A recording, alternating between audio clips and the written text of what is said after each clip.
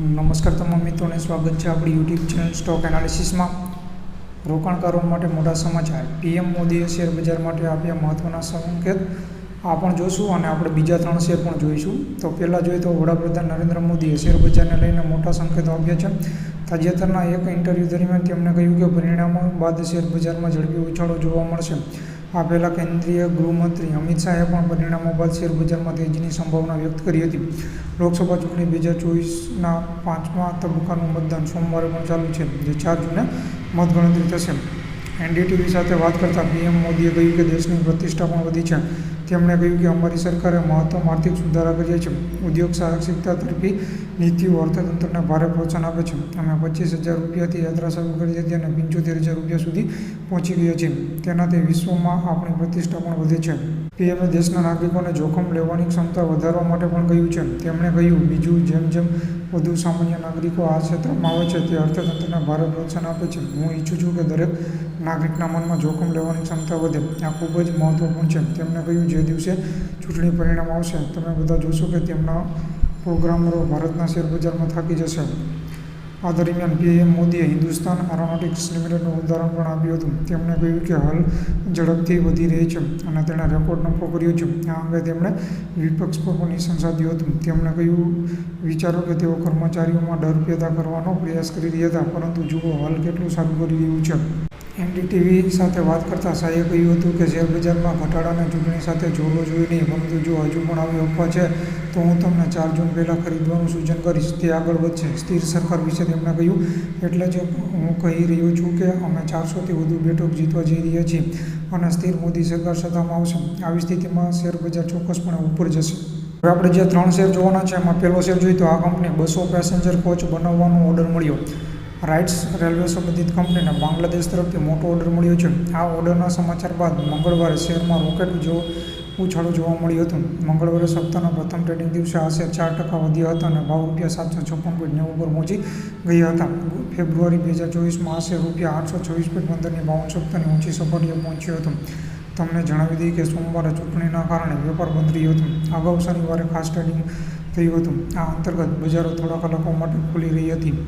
રાઇટ્સે બાંગ્લાદેશ રેલવેના 200 પેસેન્જર કોચની સપ્લાય માટે કરાર પર હસ્તાક્ષર કર્યા છે. ભારતીય રેલવેની નિકાસ શાખાએ જણાવ્યું હતું કે ઓર્ડરની કિંમત ₹915 કરોડ છે અને યુરોપિયન ઇન્વેસ્ટમેન્ટ બેંક દ્વારા વૈશ્વિક સ્પર્ધાત્મક બિડિંગ પ્રક્રિયા દ્વારા ભંડોળ પૂરું પાડવામાં આવ્યું હતું. રાઇટ્સે 20 મેના રોજ એક નિયમનકારી ફાઇલિંગમાં જણાવ્યું હતું કે સપ્લાય સિવાય company rights design, spare parts, support અને તાલીમ માટે તેની કુશળતા આપશે.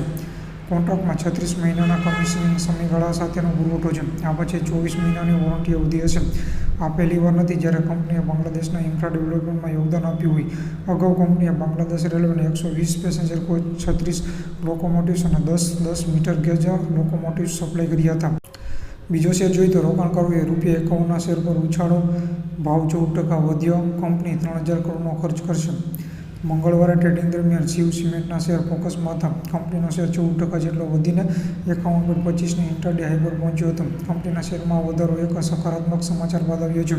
વાસ્તવમાં મૂળ કંપની જેએસડબલ્યુ સિમેન્ટે રાજસ્થાનમાં નવો પ્લાન્ટ સ્થાપવા માટે ₹3,000 કરોડના રોકાણની જાહેરાત કર્યા બાદ શિવ સિમેન્ટના શેરમાં તેજી જોવા મળી હતી. જેએસડબલ્યુ સિમેન્ટ રાજસ્થાનના નાગોર જિલ્લામાં ગ્રીનફિલ્ડ એકીકૃત ઉત્પાદન સુવિધા સ્થાપશે. જેએસડબલ્યુ ગ્રુપની માલિકીની કંપનીએ 21 મેના રોજ જણાવ્યું હતું કે કંપનીએ એમ પણ કહ્યું હતું કે ઇક્વિટીમાં રોકાણ કરશે અને લાંબા ગાળામાં દેવું ચૂકવશે. જેએસડબલ્યુ સિમેન્ટ શિવ સિમેન્ટમાં 59.32%નો બહુમતી હિસ્સો ધરાવે છે અને કંપનીના પ્રમોટર તરીકે તેનું નામ છે. તમને જણાવી દઈએ કે માર્ચમાં આઈપીઓ બાઉન્ડ જેએસડબલ્યુ સિમેન્ટે કહ્યું હતું કે તેની ક્ષમતા વધારવા માટે સક્રિયપણે એક્વિઝિશન શોધી રહી છે.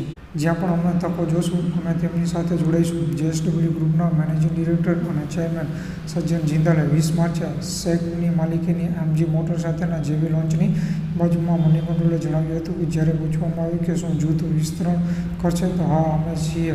જિંદાલે કહ્યું, ગ્રીન સિમેન્ટ ઉત્પાદક કહેવાતી કંપની આગામી 5 વર્ષમાં વાર્ષિક 60 મિલિયન ટનની ક્ષમતા સાથે દેશના ટોચના 5 સિમેન્ટ ઉત્પાદકોમાં સ્થાન મેળવવા માંગે છે. ત્રીજો શેર જોઈએ તો 196 કરોડની ખોટ બાદ કંપની નફામાં પાછી આવી. શેરો રોકેટ બની ગયા. જી એન્ટરટેનમેન્ટ એન્ટરપ્રાઇઝ લિમિટેડ જીલના શેરમાં સોમવારે તીવ્ર વધારો જોવા મળ્યો હતો.